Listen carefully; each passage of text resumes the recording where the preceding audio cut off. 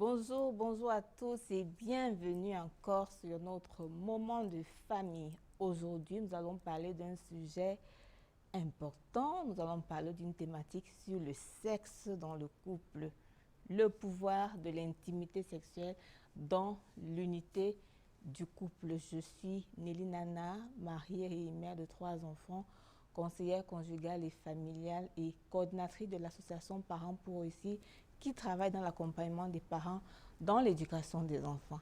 Alors, je rappelle que c'est une thématique qui fait beaucoup de moult dans les couples et nous avons pensé qu'il était important de s'y atteler. Alors, je voudrais que nous parlons de l'attitude. Quelle est l'attitude que les conjoints devraient avoir dans le couple quand on parle de l'intimité sexuelle? Alors, ce qu'il faut savoir, c'est qu'une fois qu'on se marie, le corps de la femme appartient à son mari et le corps du mari appartient à sa femme.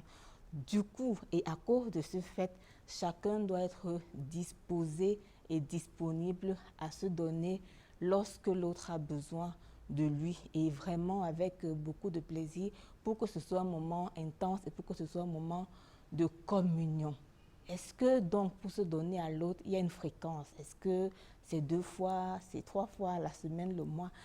Oui, il y a une fréquence. Je voudrais dire que la fréquence, c'est chaque fois que mon conjoint me sollicite, je dois me rendre disponible. Donc, si mon conjoint me sollicite le matin, à midi, le soir, la nuit, l'après-midi, je dois me rendre disponible. Parce que ce qu'il faut comprendre, c'est que se donner à son conjoint, c'est une responsabilité dans le mariage et en le faisant, nous assumons également ce pan de responsabilité. Et donc, à cause de cela, nous voulons vraiment encourager les conjoints à éviter ce qu'on peut appeler le chantage sexuel.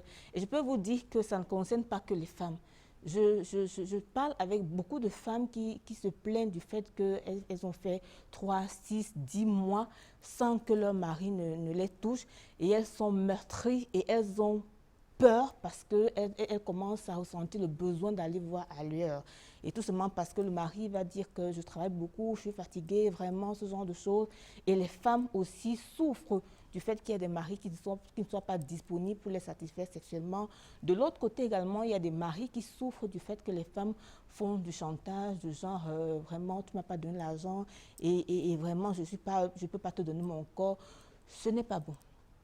Nous pensons que ce n'est pas bon de faire du chantage à son conjoint, surtout que, comme je viens de le dire, le corps de l'autre m'appartient. Il faut travailler vraiment à ce que cette intimité soit permanente et que l'autre ne soit pas privé dans le couple. C'est important pour l'autre, votre unité, c'est important pour votre communion, c'est très important pour la solidité de votre couple parce que ça vous protège l'un de l'autre. Mais je précise qu'il peut y avoir des moments où les conjoints peuvent, sans que ce soit volontaire, se priver de sexe, notamment quand l'un des conjoints est vraiment malade. Il y a des maladies où l'autre est vraiment affecté et il ne peut pas cette personne, ce conjoint ne peut pas se donner et l'autre à ce moment doit être à son chevet pour le soutenir, pour être à côté de lui, prendre soin de lui. C'est également la même chose quand les femmes sont dans les périodes de menstrues. L'intimité sexuelle à ce moment-là, c'est un moment où on a besoin de se réserver, surtout que c'est juste pour quelques jours. Alors, l'autre préoccupation que j'entends souvent, c'est est-ce que pendant que mon mari et moi, ou est-ce que pendant que ma femme et moi, nous sommes en conflit, est-ce qu'on peut vraiment se donner, est-ce que c'est possible d'avoir l'intimité sexuelle? C'est très difficile. Je peux l'avouer que c'est difficile lorsqu'on est en conflit de pouvoir se donner. Mais je voudrais rappeler au couple que n'oublions pas que c'est une responsabilité. Alors si mon mari et moi, nous sommes en conflit et qu'il arrive que mon mari a l'énergie ou le désir d'avoir un moment d'intimité sexuelle, j'ai besoin, la femme à ce moment a besoin de se déterminer et de se rappeler que ça fait partie de son devoir conjugal. Et même si ça peut être douloureux, même si ça peut être difficile, il faut pouvoir transgresser cela parce que rappelons-nous que ce moment d'intimité sexuelle est un moment important et on peut profiter de ce moment. Parce qu'après un bon moment d'intimité sexuelle, généralement, ce qui se passe, c'est que les couples peuvent être apaisés, le mari peut être détendu, la femme peut être détendue, et ça peut être un bon moment où on reparle d'un conflit qu'on n'arrive pas à communiquer depuis et qu'on puisse enfin trouver une solution parce que ce moment d'intimité nous a rapprochés, nous a apaisés et donc a été une porte de sortie pour que nous puissions communiquer sur notre difficulté. Et ça, c'est également le cas pour un mari, c'est-à-dire que la pression de son boulot et tout ça ne doit pas l'empêcher d'assumer sa responsabilité, même s'il est fâché contre sa femme. Il a besoin de comprendre que sa femme a besoin de lui et de se donner à sa femme. C'est important que chaque conjoint comprenne qu'au-delà de sa frustration personnelle, il y a le bien du couple qui doit être au-dessus de sa frustration personnelle. Oui, on peut avoir mal, mais ce qu'on va faire, le fait que l'autre nous sollicite est important pour le couple. Et à ce moment-là, on peut chercher l'énergie, on peut chercher la force pour être un peu calme par rapport à notre tension et aller se donner à l'autre parce que le couple en a besoin et c'est déterminant pour l'harmonie. Et je voulais en dernier point parler des conséquences. Lorsqu'un couple ne s'épanouit pas sur le plan sexuel, la conséquence première, c'est que chaque conjoint se sent, comment on va dire, en manque, c'est-à-dire que le mari va sentir qu'il n'est pas satisfait parce que la femme fait beaucoup de caprices. L'autre côté, la femme qui a un mari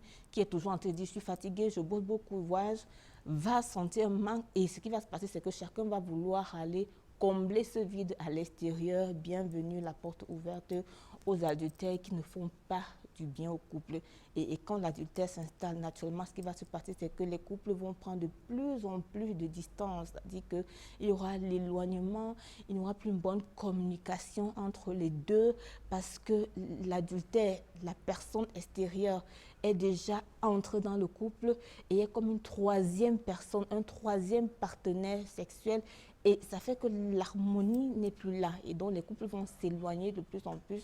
La communication va être fluide, mais non, elle ne sera pas fluide. La communication va être de plus en plus difficile. Et ça fait que ça peut aboutir, oui, ça peut aboutir à des divorces.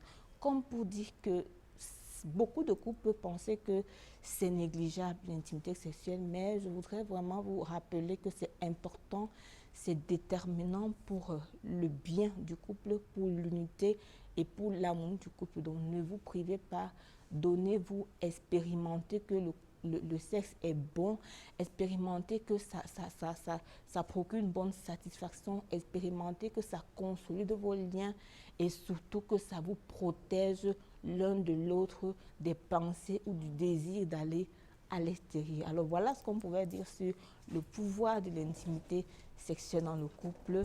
D'ici là, portez-vous bien et à bientôt pour une nouvelle thématique sur la vie de famille.